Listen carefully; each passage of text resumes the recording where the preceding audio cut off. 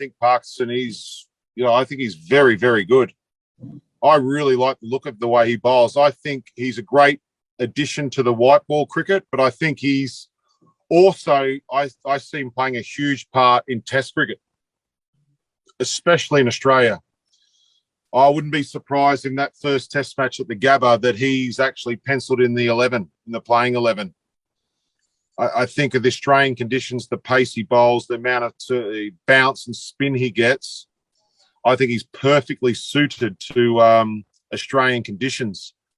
So I think he's got a big role to play. He might even play a Test match through the summer. I think Jack Leach will be the spinner, probably to start with for England, but I wouldn't. Matty Parkinson, I reckon, might get a gig maybe at the Oval or Manchester or somewhere like that. But I wouldn't be surprised if they have a look at him during the Indian series for thinking about the Ashes down the track. All right, so high praise there coming from Shane Warne. I'm sure he wouldn't like to see the strongest England side going up against his Aussie boys down under. But Ian, let's go to you for this one because, of course, Test cricket is your love. Matt Parkinson, part of the Test side, has he written himself almost into that England Test side for the Ashes, as Warne is kind of suggesting? Well, I don't think Warnie's I don't think he's ever trying to help England out, that is for sure. So whether he wants Australia to face him, I'm not sure, or he wants him to be successful. Look, I think Parkinson at the moment, white ball cricket is there and thereabouts. Obviously, he's got Adil Rashid ahead of him, who is a world-class performer now, so consistent. I'd be surprised if he plays in Australia, personally. I think watching Parkinson, I don't necessarily think he absolutely, even though there's improvement, is the top of the pecking order in England's white ball spinners at the moment. But I do like what I see. I think one of his advantages in this format of the game is he bowls quite slow.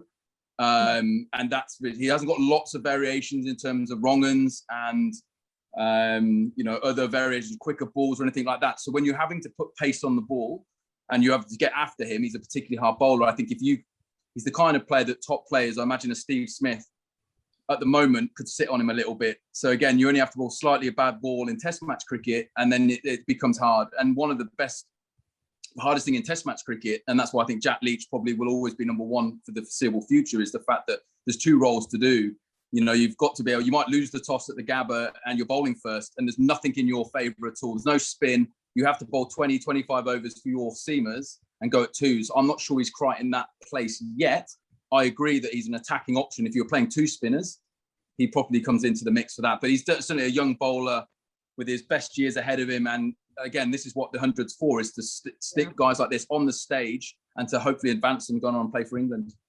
I think he'll have to show us if he can bat with as much swagger with specs on as Jack Leach, if he really wants to give him a run for his money in that side. But Toby, I mean, as we were talking, England in white ball cricket is just absolutely stacked. It's like England's football team, as well. But looking at Parkinson, if it's not the Ashes, maybe with the T20 World Cup coming up, as a fan, would you like to see him in there?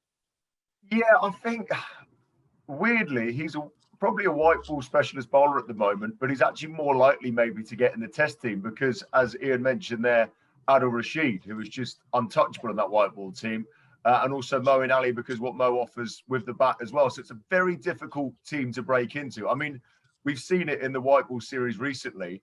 You'd probably say England's second or third 11 at the moment would beat all England teams in history. I really do believe that. I think the players we've got waiting to come in are probably better than any one-day team we've ever put out in the past. That's how good the England white ball setup is at the moment. Would we like to see him play at the Ashes? I think so, because leg spin, I talked about cricket being sexy. Well, leg spin's the sexy version of spin bowling, isn't it? Jack Leach, God love him. He always delivers. He always performs for England. But he's very much a container. Like Ian said there, you know what you're going to get from Jack Leach. He's going to hold up an end. He's not going to let you down.